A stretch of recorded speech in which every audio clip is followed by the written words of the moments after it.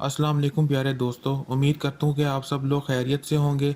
आज हम बात करने वाले हैं मायरी एपिसोड नंबर 47 के बारे में।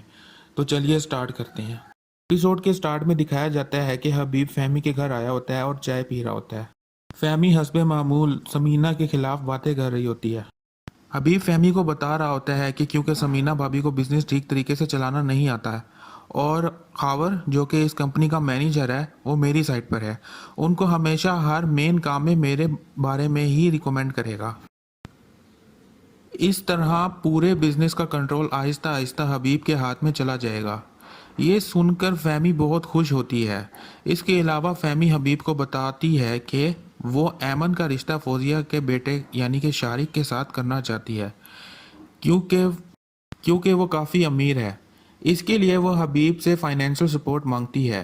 इस पर हबीब सिर्फ इतना कहता है कि पहले आप बात तो कर लो, फिर बाकी बाद में देखते हैं। अब सीन बदलता है और हम देखते हैं कि समीना, फाखिर और खावर ऑफिस में बैठकर हाल में हुए कंपनी के लॉस के बारे में बात कर रहे होते हैं। समीना खावर से इस लॉस की एक्सप्लेनेशन पूछती है, लेकिन खावर बात को गोल कर देता है। साथ ही साथ हम देखते हैं कि फाखिर को इस प्रॉब्लम में कोई इंटरेस्ट नहीं होता, इसलिए समीना फाखिर से उसका फोन ले लेती है। खावर उनको हबीब को वापस बुलाने का कहता है और उसकी बहस ये होती है कि हबीब का पुराने क्लाइंट्स के साथ अच्छा रिलेशन है और वो इस काम का एक्सपर्ट है। दूसरी जानिब फहमी फौजिया को अपने घर पर इनवाइट करती है। वो बातों बातों में फौजिया से उसके बेटे शारिक जो कि 27 साल का होता है के रिश्ते के लिए अपनी बेटी ऐमन जो कि 15 साल तक की होती है का कहती है। फौजिया इस रिश्ते को रिजेक्ट कर देती है और साथ ही साथ मशवरा देती है कि वो ऐमन की शादी इस उम्र में किसी के साथ भी मत करे। ये कहकर वो वहाँ से चली जाती है और फहमी को गुस्सा आ जाता है। अब सीन बदलता है। फाखिर ऑफिस से वापस आता है।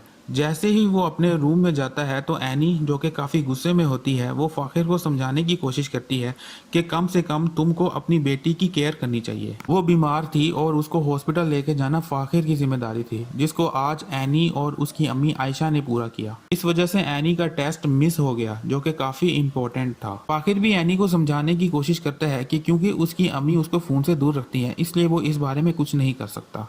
और वो कहता है कि अगर तुम्हें इतना ज़्यादा प्रॉब्लम है तो तुम स्टडी छोड़ दो, जिस पर एनी कहती है कि वो ऐसा नहीं कर सकती।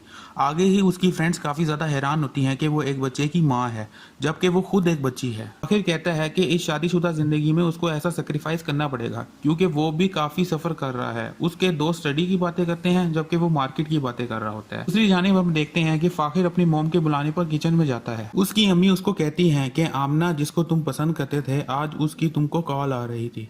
फाखिर आमना से ला ताल्लुकी का इजहार करता है और समीना भी उसको यही कहती है कि ऐसा ही करो क्योंकि अब तुमको ये पता होना चाहिए कि तुम एक बाप हो। अब सीन बदलता है और हमको जमशेद के घर का मंजर दिखाया जाता है। जमशेद की अम्मी के पास उनकी बहू ये पूछने के लिए आती है कि उनको किसी चीज़ की ज़रूरत तो नहीं है। फिर वो वापस जमशेद की अम्मी के पास उनकी बहू ये पूछने आती है कि उनको किसी चीज़ की ज़रूरत तो नहीं है। फिर वो आपस में ये बातें करते हैं कि एनी की शादी इतनी जल्दी नहीं होनी चाहिए थी और उस पर जुल्म हुआ है। आलिया ये कहती है कि एनी ये सब संभाल सकती है क्योंकि पहले के ज़माने में भी शादी छोटी उम्र में हो जाया करती थी, जिस पर जमशेद की अम्मी कहती हैं कि स्टडी बहुत ज़्यादा ज़रूरी होती है ताकि आप ज़िंदगी में धोखा ना खा सको। वो खुद भी कम एजुकेशन की वजह से अपनी प्रॉपर्टी अपने रिलेटिव्स के हाथों खो चुकी होती हैं। अब अम्मा जी आलिया की बहना और बहनोई की दावत का पता करती हैं, जिस पर आलिया कहती है कि वो उस दावत को किसी होटल में करवा देगी। अगली सुबह एनी स्कूल में होती है और उससे प्रिंसिपल कह रही होती है कि तुमको टेस्ट मिस नहीं करना चाहिए था। अब वो एनी के लिए कुछ नहीं कर सकती। एनी ये सब कुछ सुन के रोने लगती है। दूसरी जानिब हबीब को खावर का फोन आता है और खावर उसको बताता है कि मीटिंग में खावर ने समीना मैडम को आपको वापस लेने के लिए सोचने पर मजबूर कर दिया है।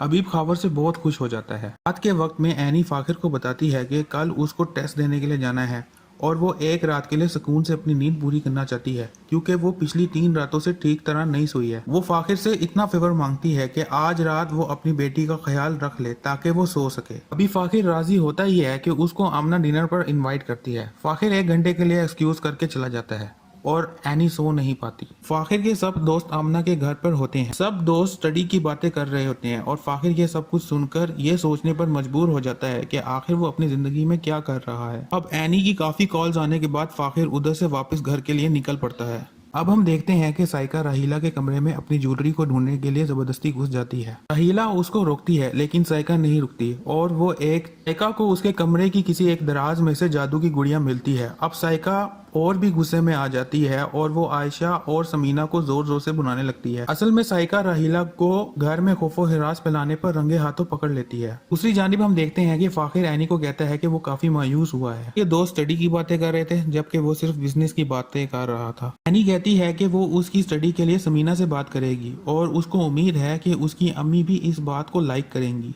अब हम देखते हैं कि साइका घर के तमाम बड़े अफराद को राहिला की हरकतों के बारे में बता रही होती है कि राहिला झूठ बोल रही होती है और कह रही होती है कि उसको इन तमाम बातों के बारे में कुछ भी नहीं पता। समीना भी अब तक कन्विंस हो चुकी होती है कि राहिला ही कसूरवार है। हबीब आता है और राहिला को वहां से जैसे तैसे करके निकाल कर अपने कमरे में ले जाता है। अब राहिला हबीब के सामने अपना झूठा रोना रो रही होती है कि हबीब को कॉल पर इंफॉर्मेशन मिलती है कि कल क्लाइंट्स ने एक बड़े ऑर्डर्स के लिए मीटिंग के लिए आना है। हबीब राहिला को कहता है कि वो कोशिश करे कि कल समीना और फाखिर जल्दी ऑफिस ना जा सकें, जिस पर राहिला मान जाती है। सुबह एनी फाखिर को बता रही होती है कि वो समीना को फाखिर की बिजनेस की स्टडी के लिए कैसे कन्विंस करेगी। फाखिर भी काफ़ी रिलैक्स्ड होता है और यहाँ पर हमारी एपिसोड ख़त्म हो जाती है। प्यारे दोस्तों, ये थी हमारे पास एपिसोड नंबर 47 की सारी कहानी। उम्मीद करता हूँ कि आप लोगों को मेरी ये वीडियो और ये मेरी कोशिश पसंद आई होगी।